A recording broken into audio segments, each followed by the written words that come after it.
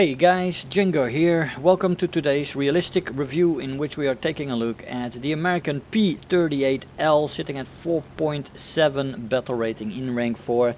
The Lightnings, I really like them. Interceptors, they get an air start, making them capable of getting to high altitude before anybody else, or at least before most people. They have good climb rate as well, and this model gets an air brake, which is very nice.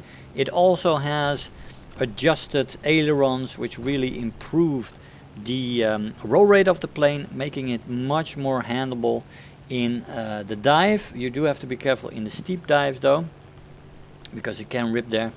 But all in all, this plane is the best version. That's why I said in the intro a little bit of the Lightning that can Focke-Wulf, right? It rolls really nicely, and it's just very much better than the J when it comes to that, and you will get more kills when you're diving. So it is more of a boom and zoomer than the earlier versions of the P-38. Now, before we get into the details of the plane, do make sure to like the video and to leave me a comment. Do you like the Lightnings? Do you like this one better? What are your experiences? Let me know. The interaction that you guys give me really helps the video perform. Also, if you are not subscribed yet, of course, do subscribe. It really helps out the channel. And yeah, do that if you haven't done that yet. Also, join me on my locals and on my Rumble. Links will be in the description. And I have one thing more to say about the links in the description. Discord is now opened. My squadron's Discord is now opened to you guys. I've had a lot of requests from you guys that you want to join, maybe not my squadron because you're already in the squadron maybe, but you want to be on my Discord so you can interact and sometimes fly together. And I've thought about it and I've opened it up for you guys. So there is also a link in the description for that. And yeah, so you're welcome to join there. So the plane, let's get into her. The maximum speed at sea level without WEP is 544 kilometers an hour, with WEP 563. At 4,500 meters you can take her to 503 without WEP, 518 with, and finally at 6,500 meters she'll take you to 470 without WEP and 490 with. These speeds are an indicated airspeed without Mach. Now the dive speeds are comparable to the J as well, just as these cruising speeds are 751 red line on this plane, so that's not the most fantastic red line, and an 810 rip, although she can rip earlier in steep dives when you have to move a little bit of compression there. And that is a thing in the P-38, compression.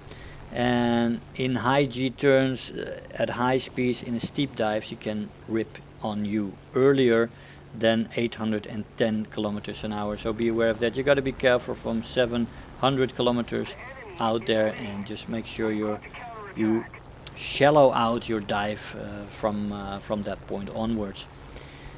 And yeah, you have to take into account compression. She does do some control stiffening in the aileron compression as well at 500, and at 600 kilometers an hour you have two small ticks, but the aileron compression really isn't the main problem in this plane. It's the elevator compression. Usually it's the other way around. Most planes don't have much problems with the elevators, even at high speeds in the American line, but that's different for this one. This one has it reversed, and the aileron compression is no issue almost, but it is the elevator compression that you need to be aware of. After 650 kilometers an hour you get some real elevator compression, which means that it is more and more difficult to pull out of your dive, which can really make it more difficult to get the guns on target as you lock up in the elevator. So as she does roll much better, you have to be aware of the elevator compression and just shallow out your dives a little bit. Stall speed in the plane is 120 kilometers an hour, which is quite good. Firepower in the plane is good. You run with 4 times 12.7mm M2 Browning machine guns with 500 rounds per gun. And you have one 20mm AN M2 cannon with 150 rounds per gun. This is all very good. and the ammo loads are good. The ammo load on the 50 cals excellent ammo load there. This plane also has a load of HVAR rockets. You have a load of 250 pound bombs, and you can place gun pods on this plane.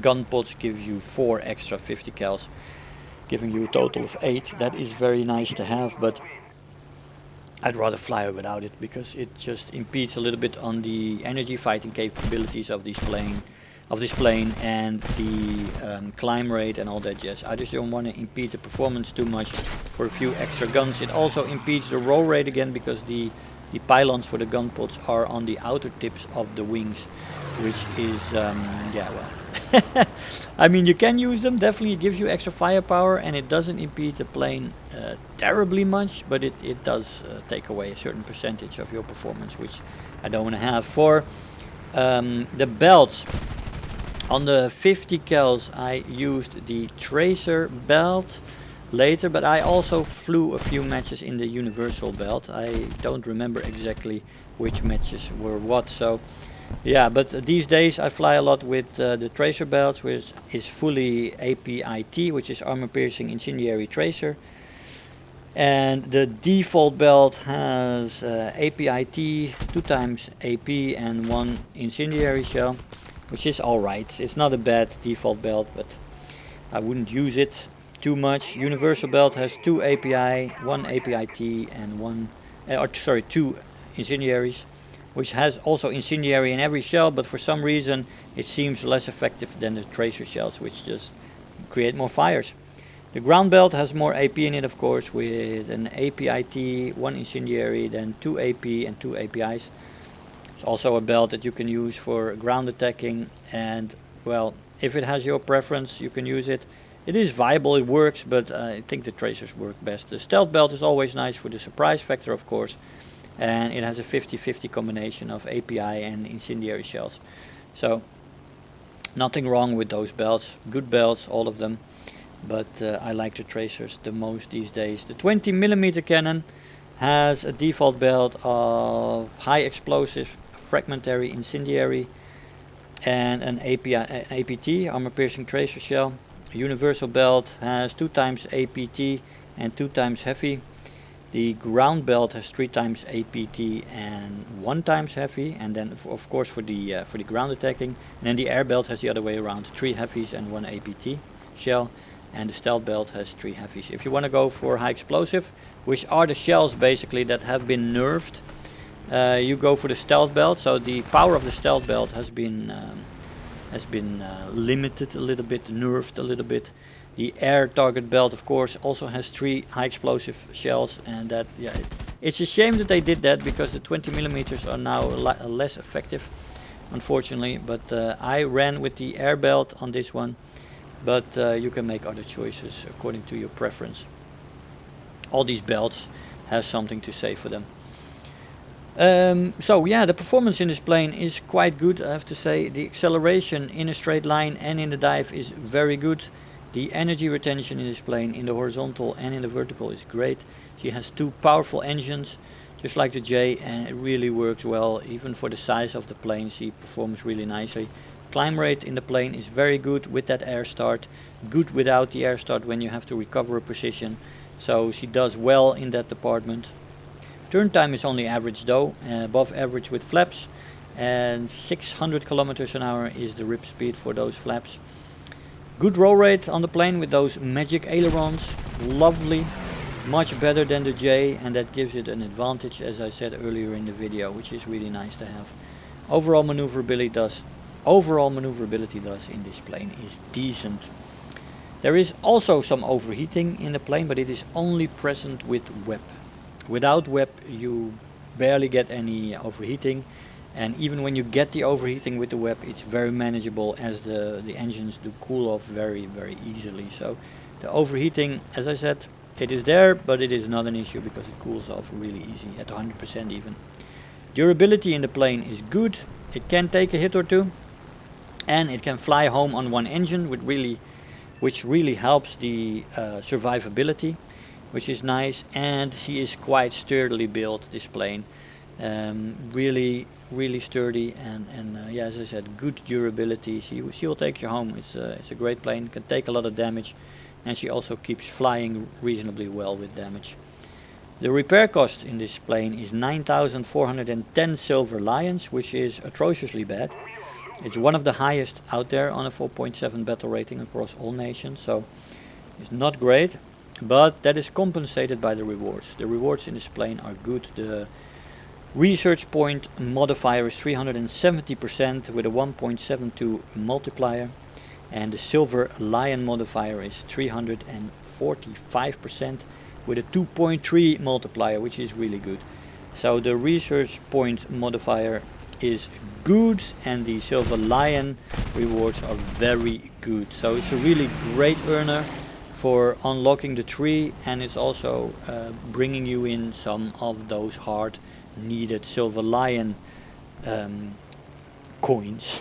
You need that currency to unlock your planes, of course, and yeah, this is a great earner, man, this plane. And with the air start, with the climb rate, with the performance, this plane is a great energy fighter, really good in stall maneuvers and all that jazz. Great boom and zoomer with the air brake, which can take the plane, keep the speed down, which makes it not rip so fast. You can dive deeper after enemies because of that. They will extend slowly, of course, because you're using an air brake, but you can chase them a little longer, and you have great roll rate in that dive, and very good to get the guns on target in those dives. So better as a boom and zoomer than the earlier P-38s. So you can also do close air support. You do have rockets, you do have bombs, and you can choose those gun pods for extra firepower if you would want that. So this plane overall is a fantastic plane.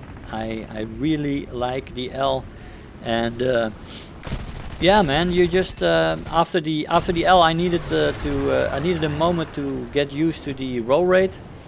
But once I got used to the roll rate, you also saw my 5-kill squad video, which was nice, a nice ace. And again, in the other matches as well, you get just great consistent performances with 3, 4, 5 kills, and it's just a fantastic plane.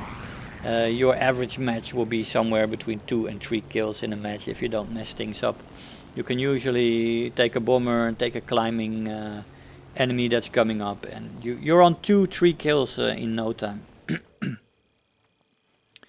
So here we have the result screen for the 4-kill match.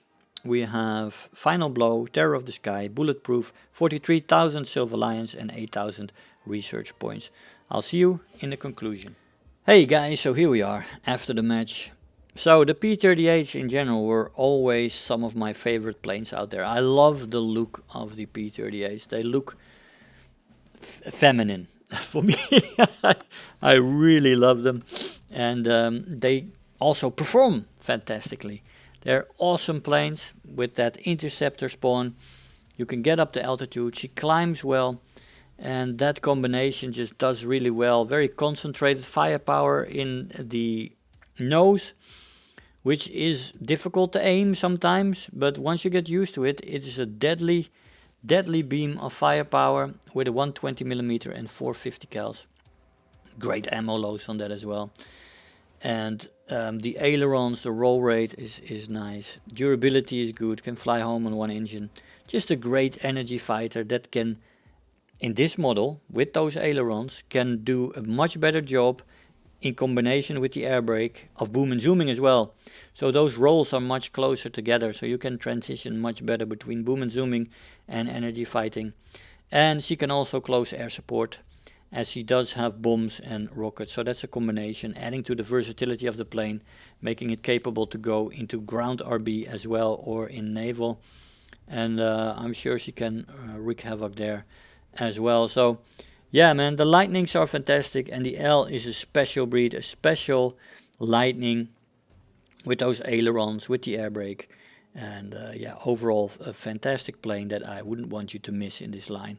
This is a great plane in rank 4, and if you get used to them, they can do an awesome job. They can be almost untouchables on the smaller to medium-sized maps.